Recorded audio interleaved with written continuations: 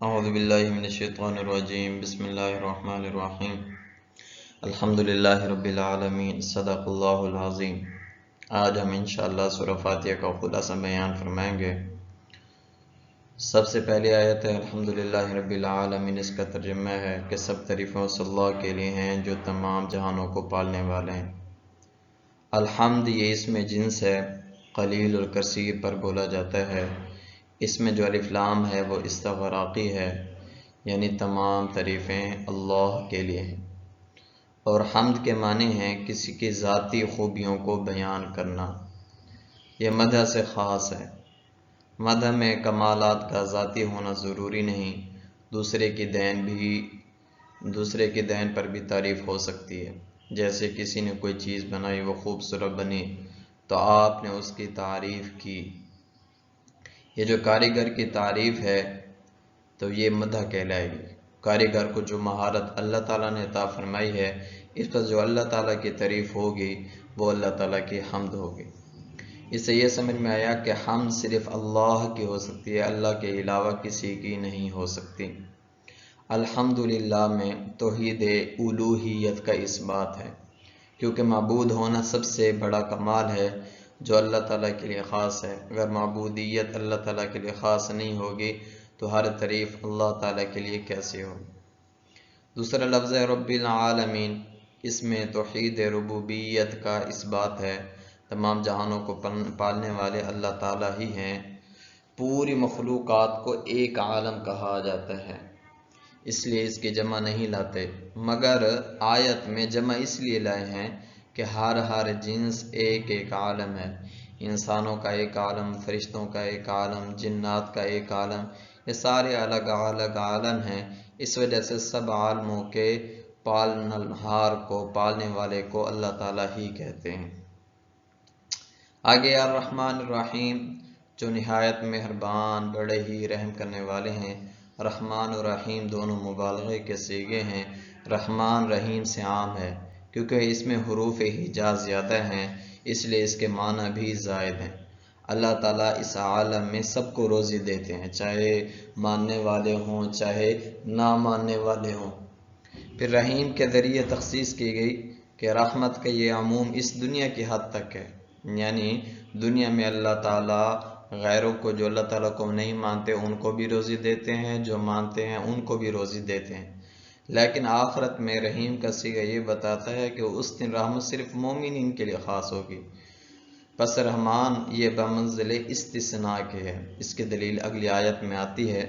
اللہ تعالیٰ ارشاد فرماتے ہیں مالک یوم الدین، وہ جزا کے دن کے مالک ہیں، یعنی قیامت کے دن وہ اتنا ہر چیز کے مالک ہوں گے، کسی اور کی مجازی ملکیت بھی نہیں ہوگی۔ اللہ تعالیٰ ارشاد فرمائیں گے لمن الملک اليوم، آج کس کی حکومت ہے؟ تو اس دن کوئی جواب دینے والا نہیں ہوگا۔ اللہ تعالیٰ خود ارشاد فرمائیں گے للہ الواحد القہار، آج ایک غالب اللہ کی حکومت ہے۔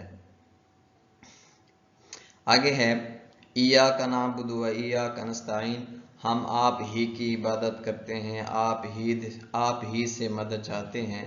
پہلے جملے میں اللہ تعالیٰ کی تعریف ہے، دوسرا جملہ سوال کی تمہید ہے۔ پس یہ آدھی آیت اللہ تعالیٰ کی عبادت کو ظاہر کرتی ہے، آدھی آیت اللہ تعالیٰ سے مدد کو ظاہر کرتی ہے۔ اس آیت سے معلوم ہوا کہ جیسے اللہ کے علاوہ کسی کی عبادت جائز نہیں، اسی طرح اللہ کے علاوہ کسی سے مانگنا بھی جائز نہیں۔ البتہ یہ بات امور غیر عادیہ کی حد تک ہے۔ امور غیر عادیہ وہ کام ہیں جو اللہ کے علاوہ کوئی بھی نہیں کر سکتا، جیسے ہدایت دینا، اولاد دینا، شفا دینا وغیرہ وغیرہ۔ اور روزمرہ کے کام جو اور لوگ بھی کر سکتے ہیں، جیسے کوئی چیز خرید کر لانا یا بوجھ اٹھوا دینا، کسی کی مدد کرنا، تو یہ کہ ہے امور عادیہ ہیں، اس میں مدد لینا جائز ہے۔ جیسے متفق علیہ حدیث میں آتا ہے من کان فی حاجت اخیہ کان اللہ فی حاجتہ، جو اپنے مسلمان بھائی کا کام کرتا ہے اللہ تعالیٰ اس کا کام بھی بنا دیتے ہیں۔ یہاں پر یہ بات بھی سمجھتے جائیں کہ وسیلے کی تین صورتیں ہیں۔ نمبر ایک، اپنے اعمال کا وسیلہ دینا، یعنی اگر کوئی بندہ نیک کام کرتا ہے تو کہتا ہے اے اللہ اس نیک کام کے وسیلے سے، اس نیک کام کی برکت سے میرا یہ کام کر دیجئے، یہ ایسا کرنا یہ بالاجماع جائز ہے۔ نمبر دو، کسی زندہ آدمی کا وسیلہ دینا، یہ بھی بالاتفاق جائز ہے۔ نمبر 3، وفات پانے کے بعد کسی نیک آدمی کا وسیلہ دینا، اس میں اختلاف ہے۔ غیر مقلدین اس کو ناجائز کہتے ہیں، اہل سنت والجماعت کے نزدیک یہ بھی جائز ہے۔ آگے ہے اہدنا الصراط المستقیم، الہی ہمیں سیدھا راستہ دکھا جو آپ تک بھی پہنچتا ہو اور جنت تک بھی پہنچتا ہو۔ صراط الذین انعمت علیہم، ان لوگوں کا راستہ جن پر آپ نے فضل فرمایا۔ یہ مثبت پہلو سے صراط مستقیم کو محسوس مثال سے مشخص کیا ہے، واضح کیا ہے۔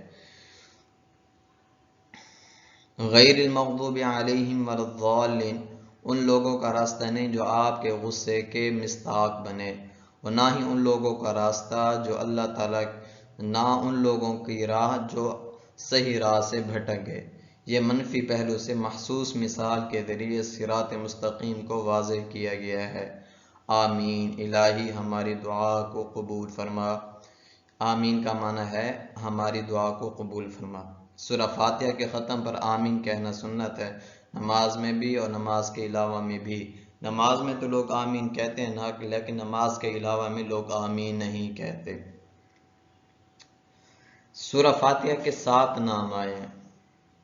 پہلا نام، اس سورت کو سورۃ الصلاۃ بھی کہتے ہیں کیونکہ یہ ہر نماز میں پڑھی جاتی ہے، جیسا کہ آپ سب کو پتہ ہوگا کہ ہر نماز کی ہر رکعت میں ہم سورۃ الصلاۃ یعنی سورۃ الفاتحہ کو پڑھتے ہیں۔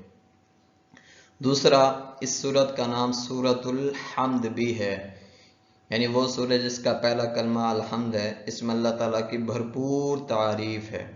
تیسرا نام فاتحۃ الکتاب یعنی قرآن کا دیباچہ، پیش لفظ۔ فتح کے معنی ہے کھولنا اور فاتحہ کے معنی ہیں ہر چیز کا آغاز۔ امام بخاری رحمۃ اللہ علیہ فرماتے ہیں کہ قرآن کریم کی پہلی سورت کا نام فاتحۃ الکتاب 2 وجہ سے رکھا گیا ہے۔ نمبر 1، یہ سورت قرآن پاک میں سب سے پہلے لکھی گئی ہے۔ نمبر 2، نماز میں قرات اسی سورت سے شروع کی جاتی ہے۔ دوسرا، سورہ فاتحہ کا چوتھا نام ام الکتاب یعنی قرآن کی ماں، یعنی اصل، ماں سے اولاد نکلتی ہے۔ اس سورت میں پورے قرآن مجید کا خلاصہ آ گیا۔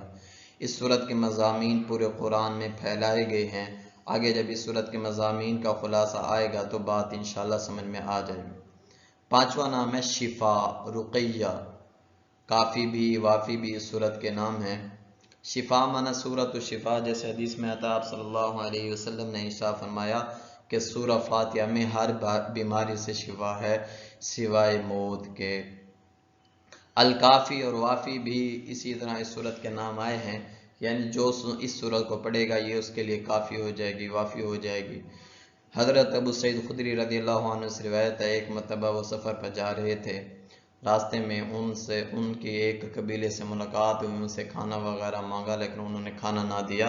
ان کے سردار کو ایک سانپ نے ڈس لیا، تو حضرت ابو سعید خدری رضی اللہ تعالی عنہ نے سورہ فاتحہ 7 دفعہ پڑھ کر ان کو دم کیا تو وہ شفا یاب ہو گئے۔ تو جیسے حدیث میں آتا ہے کہ سورہ فاتحہ میں ہر بیماری سے شفا ہے، یہ بات بالکل ٹھیک ہے۔ جب ہم یقین سے پڑھیں گے انشاءاللہ اللہ تعالی ہمیں بھی شفا عطا فرمائیں۔ اس سورت کا نام المثانی بھی ہے، اس سورت کا نام المثانی بھی ہے، یعنی بار بار پڑھی جانے والی سورت، اور قرآن عظیم بھی اس سورت کا نام ہے، اور الاساس یعنی بنیاد، اس سورت کا نام بنیاد بھی ہے، یعنی یہ پورے قرآن پاک کی بنیاد ہے۔ پورے قرآن مجید میں جو باتیں آئی ہیں وہ ساری کی ساری اسی سورہ فاتحہ کے اندر اللہ تعالیٰ نے ارشاد فرما دی ہیں۔ آپ صلی اللہ علیہ وسلم نے قسم کھا کر ارشاد فرمایا، سورہ فاتحہ جیسے سورت تورات، زبور، انجیل اور قرآن میں نازل نہیں کی گئی۔ یہی وہ بار بار پڑھی جانے والی 7 آیتیں اور قرآن مجید ہیں جو میں دیا گیا ہوں۔